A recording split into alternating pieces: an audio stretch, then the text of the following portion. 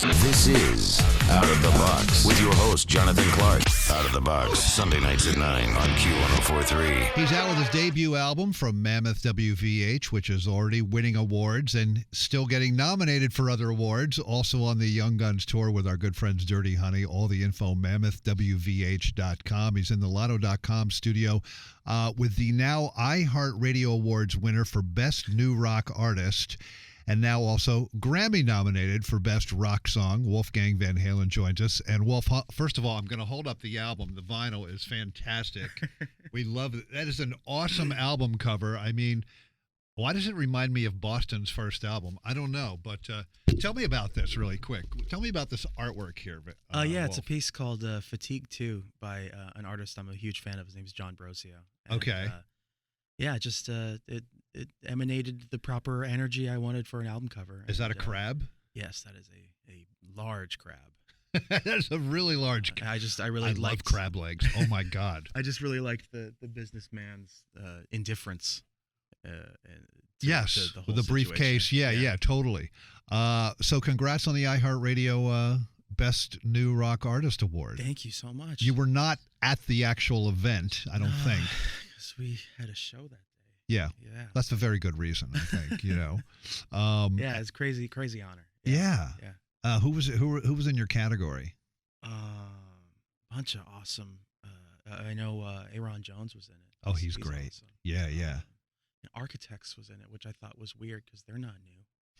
I don't know the rules for that stuff. Like when you look at like the Grammys Best New Artist, it's like there's people who've been like they've been around for a while. Who decides? Right, paying the dues for like who knows, like 10 years before. Yeah, I don't understand what the rules are. And then all of a sudden there's a charting single, and maybe that has something to do with it. Or the song from the new album that is Grammy nominated is actually the first song I ever heard from the band. It is Distance, which is a tribute to your father. And I mean, to me, that just seems perfect, right?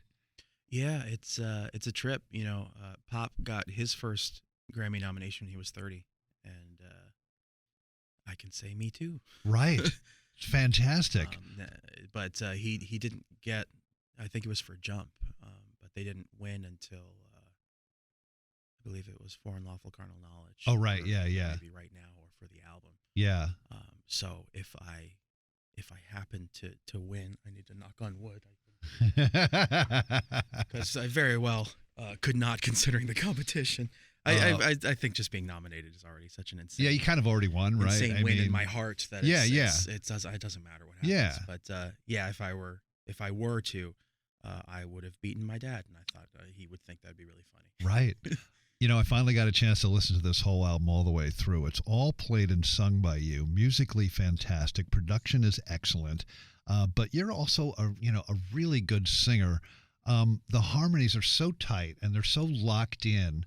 I'm just wondering, obviously, you were playing guitar and drums and bass and keyboards at an early age, but was there a singer that you really, really, really loved? And I get that question a lot, and I've been singing my whole life, so I never really saw a singer and was like, I want to do that. It just my voice just kind of developed on its own. I mean, there's plenty of singers I love, like Maynard from Tool, or like Lane Staley and stuff like that. God, I never had that sort of thing where it was like a drummer or a guitar player where it's like, I want to do that with singing. It was just kind of a thing that happened. You're out on tour with Dirty Honey, who've been on this show too, on the Young Speaking Guns of tour. good singers, Oh my God, that guy, geez. So these people are buying tickets to see you. They're not buying tickets to see Guns N' Roses or Van Halen or whatever. Tell me about the difference of playing in front of the crowds that are strictly there for you guys. Yeah, it's insane. Yeah, the headliner shows, it's like you can hear the energy before the show. Like they're waiting to see us, and that's a lot crazier than kind of auditioning for people's attention when you're opening for someone. Which it's a part of the gig. I'm not complaining about that. But yeah, it's a much different thing when everybody's there and they're singing every word. That's what I wanted to ask you. When they're singing back your lyrics, what's that? What was the? I mean, I've made a stronger attempt on this run to actually look at the audience, because I tend to close my eyes while I'm singing. It's just more comfortable for me. Yeah. But and especially early on, it's like I don't want to mess anything up. But now that it's kind of in the muscle memory. We're halfway through the tour. I've been looking out during certain songs and seeing people sing every word, and it's nuts. Right. It's a weird feeling, you know, when it's your words that you've written and it's your music. Right. It's much different than any other band I've been a part of because I was just helping rather right. than Yeah. writing everything. So yeah. It's a crazy feeling, man. It's not like it. I can't wait to. Well, I'm curious about your reaction when you go to a different country. Oh yeah. Where they don't necessarily speak English, yet they will sing your words back to you in English. Yeah. That's gonna be nuts. So a belated happy birthday to you. Oh, thank you. March 16th, a fellow Piscean. I'm March 4th. Happy belated birthday to you. Thank you very much. We're both sensitive people. March 16th, fellow Piscean. I'm March 4th. But your father wrote a song called 316 or 316. I forget how you say it, for your birthday. Yeah. And he was known for his line of guitars and amplifiers, and you are now developing your own signature guitar. And I think the name is SA126. Your father's birthday, January 26th. Tell us about this, and when can we see it and hear it? Oh, well, you can see it live at any Mammoth show. Oh, it's out there. Okay. I've been playing it this whole run. Okay. I've got 3 prototypes, and yeah, it's the best guitar I've ever played, man. It's exactly what I needed. You know, at the start of Mammoth with recording, it was very important for me to find my own sound and not just emulate Dad's or emulate somebody else's. So tried a bunch of different guitars, and I ended up landing on a 335. Right. Just a semi-hollow sort of sound, and that was really that Tobacco Sunburst one. Yeah. And it really was the basis of where we built the sound of Mammoth on.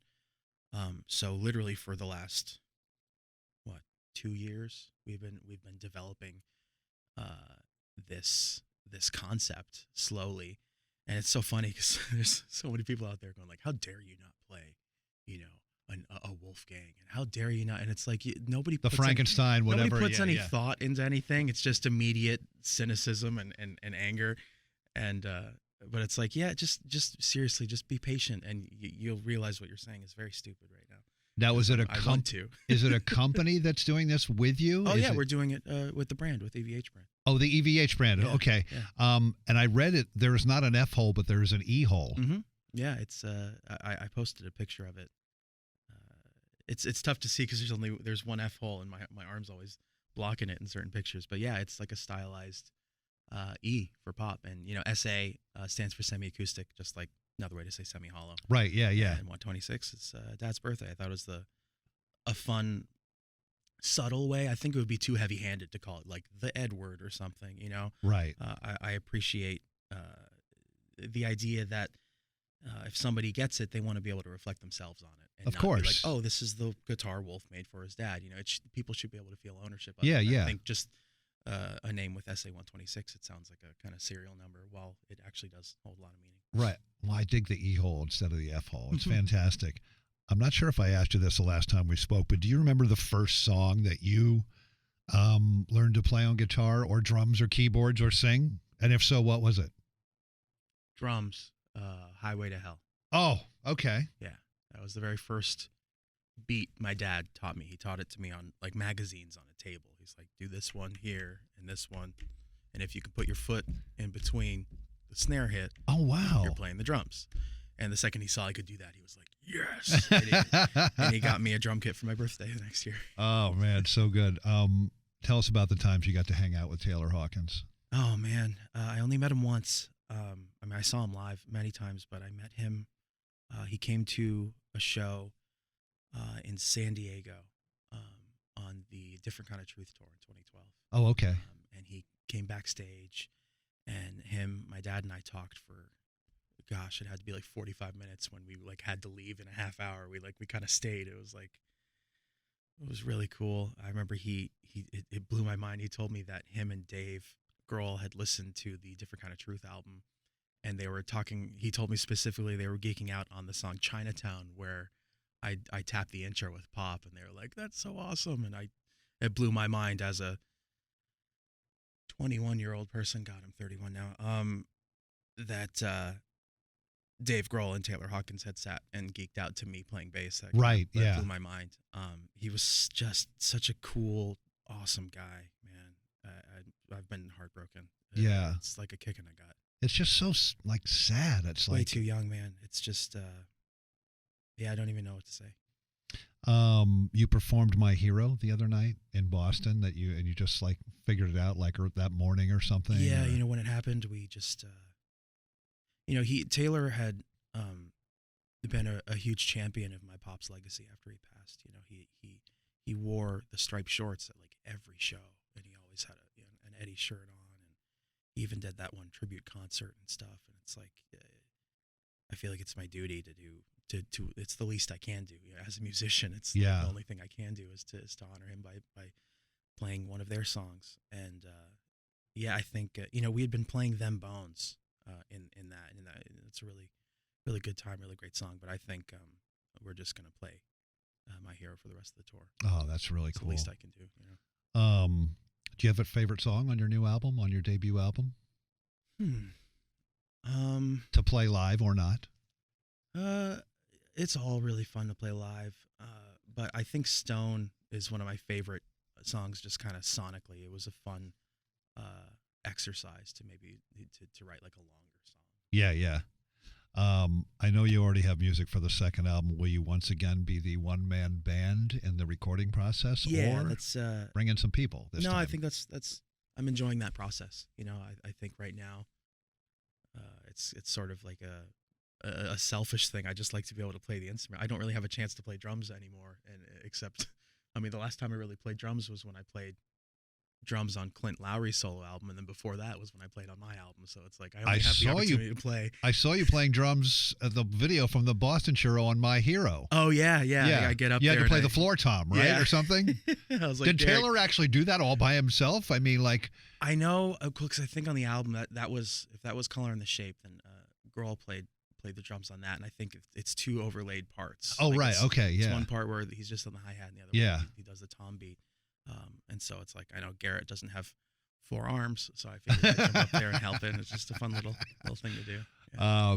Any thoughts on the biggest slap heard around the world from the Oscars last night? I don't care. It's already, like, I saw it last night, and it's like, oh, dang, that's crazy. And then now it's like, this is all we're going to hear about for the next week. I think, no, you just, if I say anything, somebody will be like, well, it was... no, you're right. Just, it's like, I think, who cares? Right. Done. Mammoth WVH, the debut album is out right now. Everyone go out and get it if you haven't already. It's fantastic. The band is on tour right now with Dirty Honey on the Young Guns tour. You can get all the info at the mammothwvh.com website. Wolf, always a pleasure to speak with you, man. Absolute pleasure, man. Welcome back to New York City. I love it, man. I'm excited for tonight. Absolutely. Thank you, man. Thank you. This is Out of the Box with your host, Jonathan Clark. Out of the Box, Sunday nights at 9 on Q1043.